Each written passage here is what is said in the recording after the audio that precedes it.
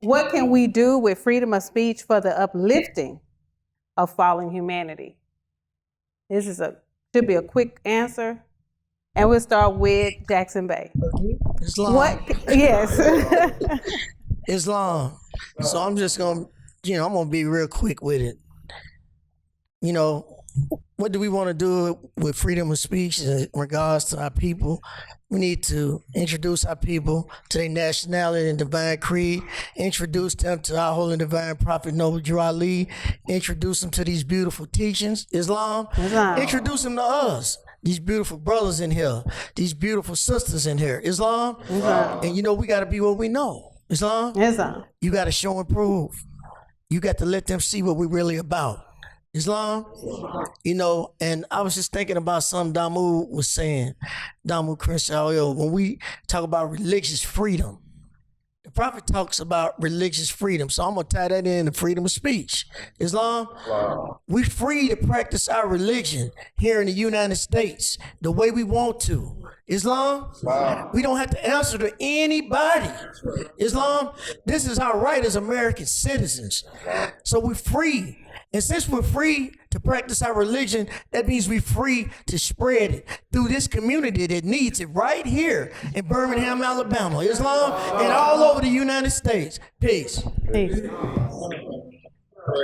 MSTA, I'm sure you got the question. You want to take it on? We're going to lower it to 2 minutes real quick so we can speed through. We'll get the question for one more time. What can we do with freedom of speech for the uplifting of fallen humanity?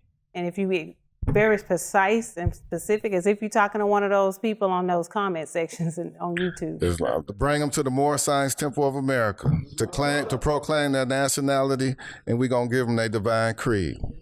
Islam. Right? Islam. Rodney White L., same question. What can we do? Don't just think personal. What can we do with freedom of speech for the uplifting of fallen humanity? 2 minutes starts now. Islam. Just give them the prophet. Islam. Because ultimately, if you really want to think about it in a more profound sense, the prophet is the one that got freedom of speech. This everlasting gospel is a saving power, right? So you see what it did for all of us? So just give them the prophet. Say what the prophet said.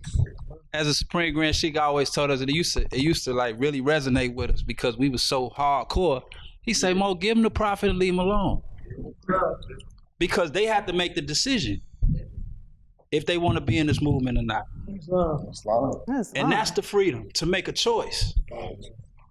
And once you have the freedom to make that choice, then that's what's gonna increase your faithfulness and give you that bravery and that fearlessness to speak on behalf of the prophet. Islam? Islam. Peace. Damuel, you got a short one for me? Because I got. Yeah. We enjoy the answers.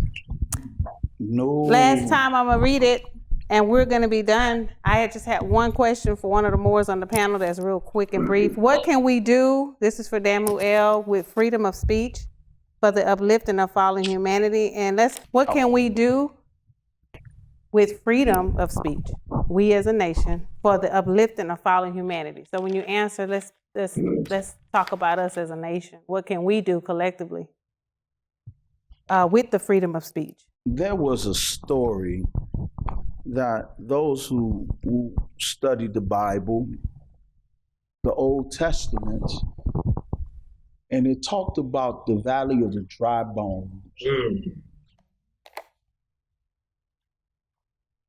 With the teachings of the Moorish Science Temple of America, if it's properly used, can put flesh back on the bones. It can resurrect the dead. And the dead that wasn't talking starts talking. You begin to put one foot in front of the other. They said the resurrection is a fact. That's what Jesus said. It will resurrect our people so good. Oh, man. It will cure the disease of the Negro, black, and color. No more MBCs. No more hatred. No more slander. No more murder. No more theft. No more lewdness. It'll be straight to the point. God, Emmanuel, what they say, the kingdom of Emmanuel is here. And the Moorish Science Temple of America supposed to bring Emmanuel here. We represent that. That's right. The clean and pure nation. How you feel about that one? The valley of dry bones. Get flesh again. Get the walking again. Lazarus, rise. Praise Allah. Praise Allah. This is just a taste of the brilliancy that the Prophet Noble Drew is raising all of us to share with you and to the entire world. And we hope that this segment of freedom of speech will enlighten you and dare you to do wonderful things. When you find out what your nationality is and you proclaim it, let the world know.